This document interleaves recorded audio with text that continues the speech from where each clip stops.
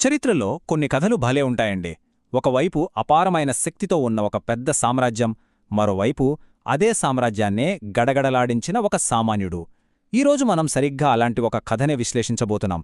అదే దక్కన్ను ఏలిన మొగలుల కథ, వారి అధికారాన్నే సవాలు చేసిన సర్వాయి పాపన్న అనే వీరుడి కథ.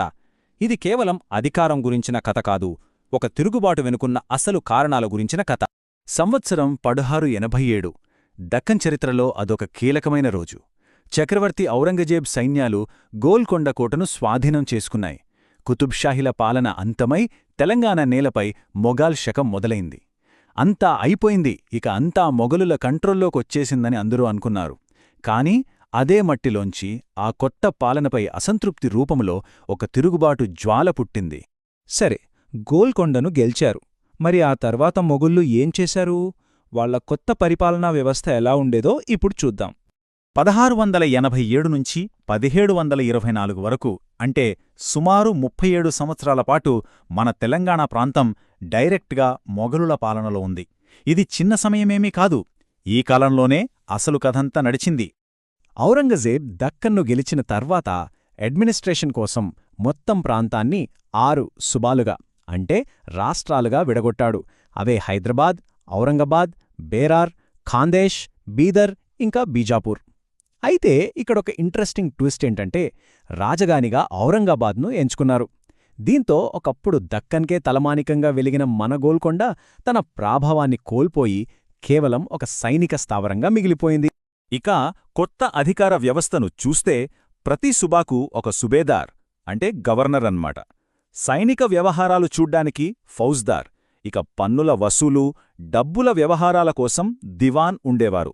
ఔరంగజేబు కీ పొజిషన్స్లో అంతా తనవాళ్లనే పెట్టాడు. కాని అతను తెచ్చిన అతిపెద్ద మార్పు రెవెన్యూ సిస్టంలో ఉంది.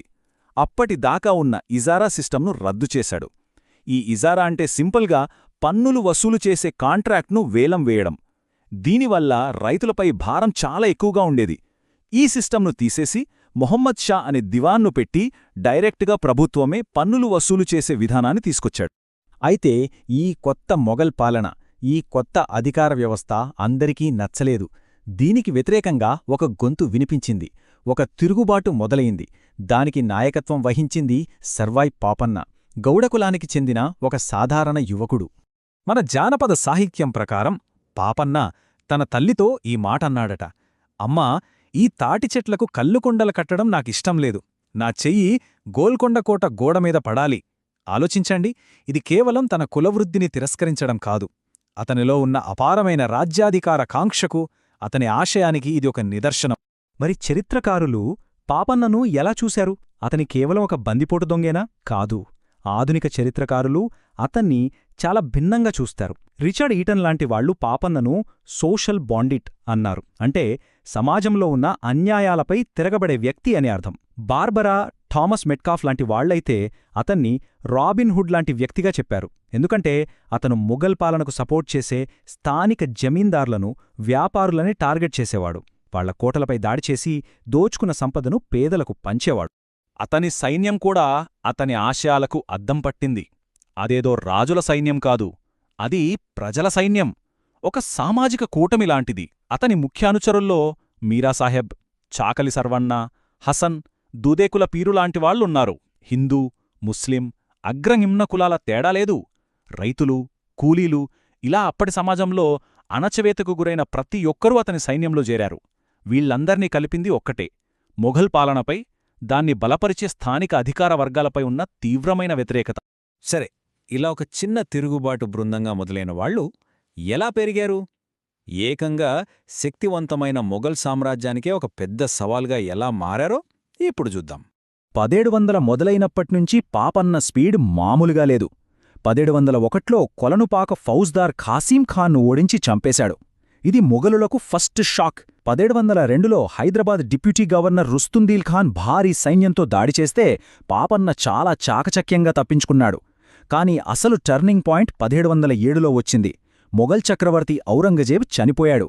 ఢిల్లీలో సింహాసనం కోసం కొట్టుకుంటే దక్కన్లో ఒక పవర్ వాక్యూమ్ ఏర్పడింది. పాపన్న ఈ అవకాశాన్ని అద్భుతంగా వాడుకున్నాడు. వేములకొండ తాటికొండలలో కొత్త కోటలు కట్టి 1708 నాటికి ఏకంగా చారిత్రాత్మక వరంగల్ కోటను కూడా తన ఆధీనంలోకి తెచ్చుకున్నాడు. ఇది చాలా కీలకమైన విషయం. వరంగల్, భువనగిరి లాంటి పెద్ద కోటలను గెలవడం, చివరికి గోల్కొండపై కూడా దాడి చేయడంతో పాపన్న కేవలం ఒక తిరుగుబాటుదారుడిగా మిగిలిపోలేదు. అతను దాదాపు ఒక ప్రాంతీయ పాలకుడిగా తనకంటూ ఒక రాజ్యాన్ని స్థాపించుకున్నాడు.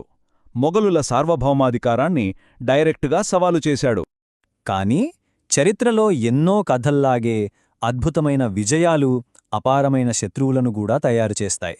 పాపన్న ఎదుగుదల ఎంత వేగంగా జరిగిందో అతని పతనం కూడా అంతే నాటకీయంగా జరిగింది.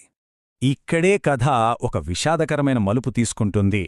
పాపన్న శక్తిని గమనించిన కొత్త మొఘల్ చక్రవర్తి మొదటి బహదూర్ షా 1709లో అతని తన దర్బారుకు పిలిచాడు. అతన్నొక రాజుగా గౌరవించి రోబ్ ఆఫ్ ఆనర్ బహుకరించాడు. ఇదొక రకంగా పాపన్న సాధించిన అతి పెద్ద విజయం. కాని ఈ గుర్తింపే అతని పతనానికి కారణమయ్యింది.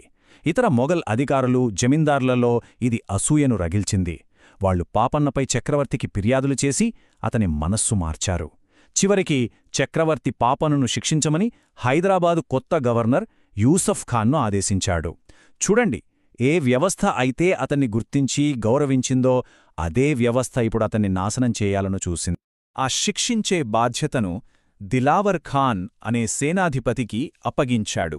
1710లో జరిగిన చివరి యుద్ధంలో దిలావర్ ఖాన్ సైన్యంతో వీరోచితంగా పోరాడుతూ సర్వాయి పాపన్న ప్రాణాలు కోల్పోయాడు. అప్పటి చరిత్రకారుడు ఖాపీఖాన్ కూడా పాపన్న చివరి వరకు ఎంతో ధైర్యంగా పోరాడాడని రాశాడు. పాపన్న యుద్ధంలో ఓడిపోయాడు, అతని తిరుగుబాటు అణిచివేయబడింది. కాని అతని కథ అక్కడితో ముగిసిందా? అతను మనకు మిగిల్చిన వారసత్వమేమిటి? ఈ పోరాటం నుంచి మనం నేర్చుకోవాల్సిందేంటి? ఒక్కసారి చూద్దాం.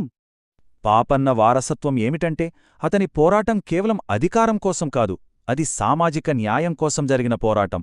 మొఘల్ పాలకుల నిరంకుశత్వాన్ని ఎదిరించడం, వివిధ కులాల వారిని ఏకం చేసి కుల వ్యవస్థను ధిక్కరించడం, పన్నుల భారంతో కుంగిపోతున్న రైతులను రక్షించడం, ఇవన్నీ ఒక సమసమాజ స్థాపన వైపు అతను వేసిన అడుగులు. అందుకే ఓడిపోయినా కూడా పాపన్న కథ నేటికీ మనకు స్ఫూర్తినిస్తూనే ఉంది. ఈ మొత్తం కథను ఒక్కసారి చూస్తే మనకు రెండు శక్తులు స్పష్టంగా కనిపిస్తాయి. ఒకవైపు ఔరంగజేబు, అతని గవర్నర్లతో కూడిన ఒక ఆర్గనైజ్డ్ మొఘల్ అధికారం. మరోవైపు సర్వాయి పాపన్న, అతని ప్రజల సైన్యం. 1687లో గోల్కొండ పతనంతో మొదలైన ఈ సంఘర్షణ 1710లో పాపన్న మరణంతో ఒక ముగింపుకు వచ్చింది. ఈ తేదీలు కేవలం సంఖ్యలు కాదు, ఒక చారిత్రక మార్పుకు సాక్ష్యాలు. చివరగా ఈ కథ మన ముందు ఒక కీలకమైన ప్రశ్నను ఉంచుతుంది. సర్వాయి పాపన్న చరిత్రను మనం ఎలా చూడాలి? కేవలం అధికారం కోసం జరిగిన ఒక తిరుగుబాటుగా చూడాలా, లేక అంతకంటే లోతైన సామాజిక న్యాయం కోసం జరిగిన ఒక నిజమైన పోరాటంగా చూడాలా? దీనికి సమాధానం మనం చరిత్రను ఎలా